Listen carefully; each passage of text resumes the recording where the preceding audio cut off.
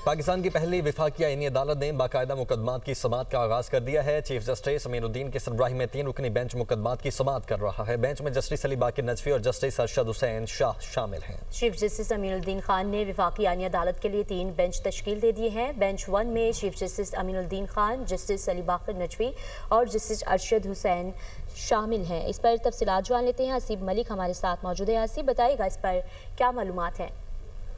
देखिए, वफाकी आईनी अदालत का बेंच तश्कील दे दिया गया है और चीफ जस्टिस अमीनुद्दीन खान ने वफाकी आईनी अदालत के लिए 3 बेंचेस जो हैं वो बाकायदा तौर पे तश्कील दे दिए हैं। बेंच नंबर 1 में चीफ जस्टिस अमीनुद्दीन खान के साथ जस्टिस अली बाकिर नजफी और जस्टिस अरशद हुसैन जो हैं वो शामिल होंगे।